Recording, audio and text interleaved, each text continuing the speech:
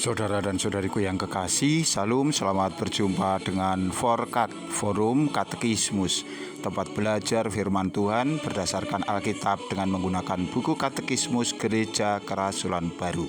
Damai sejahtera Tuhan Yesus Kristus menyertai kita.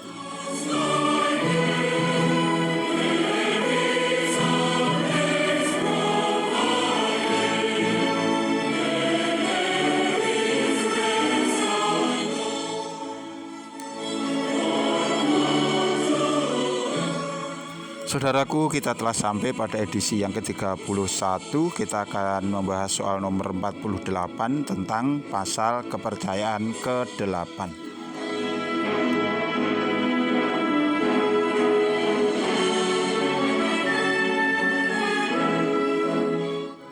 Apakah isi pasal kepercayaan ke-8? Pasal kepercayaan ke-8 berbicara tentang kematerian kudus.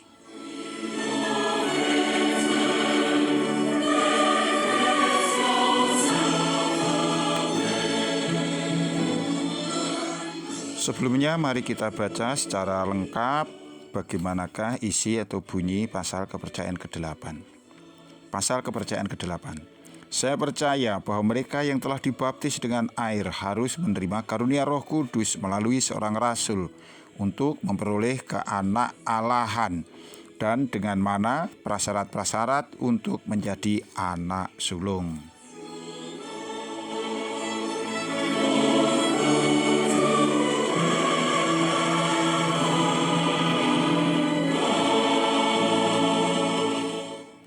Saudaraku, pasal kepercayaan yang ke-8 berhubungan dengan kematerian kudus atau baptisan dengan roh, yaitu penyaluran karunia Roh Kudus kepada orang percaya. Kematerian kudus adalah satu sakramen yang ditugaskan hanya kepada jawatan rasul. Prasyarat untuk menerima sakramen ini adalah baptisan kudus dengan air. Hanya orang yang telah dibaptis dapat menerima karunia Roh Kudus.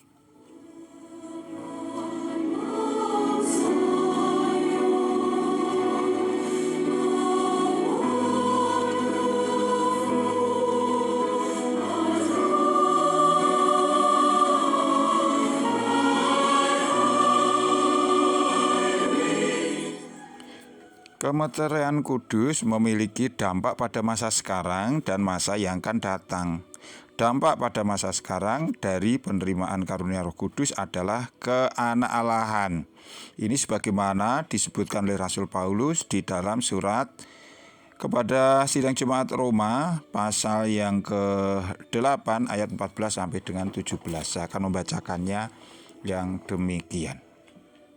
Semua orang yang dipimpin Roh Allah adalah anak Allah, sebab kamu tidak menerima roh perbudakan yang membuat kamu menjadi takut lagi, tetapi kamu telah menerima roh yang menjadikan kamu anak Allah. Oleh roh itu kita berseru, ya Aba, ya Bapa. Roh itu sendiri bersaksi bersama roh kita bahwa kita adalah anak-anak Allah. Jika kita adalah anak, kita juga adalah ahli waris. Maksudnya orang-orang yang berhak menerima janji-janji Allah yang akan menerimanya bersama Kristus, yaitu jika kita menderita bersama Dia, supaya kita juga dipermuliakan bersama Dia.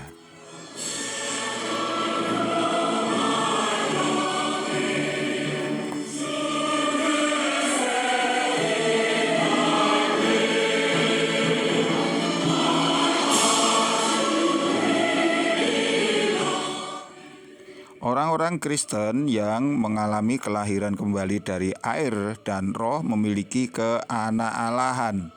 Ini membentuk penantian akan status masa yang akan datang, yaitu menjadi anak sulung dan terbilangkan ke dalam imamat yang rajani. Ini juga disebutkan oleh Rasul Petrus dalam suratnya 1 Petrus pasal 2 ayat yang ke-9 yang demikian. Namun kamulah bangsa yang terpilih, imamat yang rajani, bangsa yang kudus, umat Allah sendiri, supaya kamu memberitakan perbuatan-perbuatan yang besar dari Dia yang telah memanggil kamu keluar dari kegelapan kepada terangnya yang ajaib.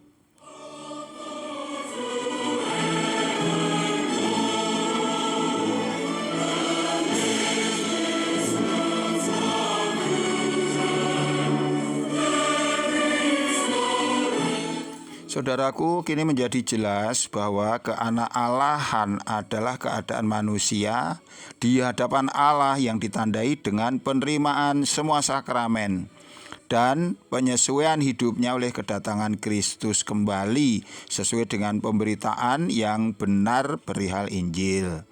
Dampak masa yang akan datang akan penerimaan Roh Kudus adalah mencapai status kesulungan.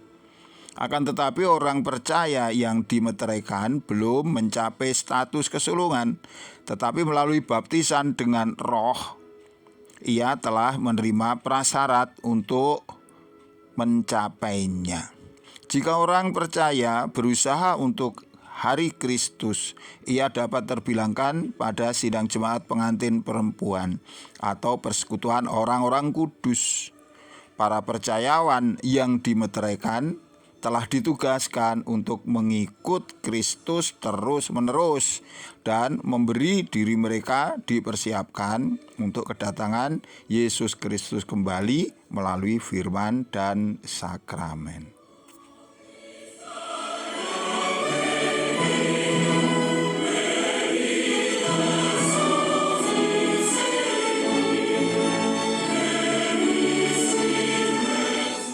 Saudaraku, kini telah menjadi jelas tentang 3 sakramen yang berlaku di dalam gereja kerasulan baru, yaitu baptisan kudus, perjamuan kudus, dan kemeteraian kudus. Berbahagialah mereka, beruntunglah mereka yang telah boleh mengalami ketiga sakramen, karena mereka telah memenuhi prasyarat untuk dapat menjadi para sulung yang nanti akan diperkenankan menjemput kedatangan Tuhan.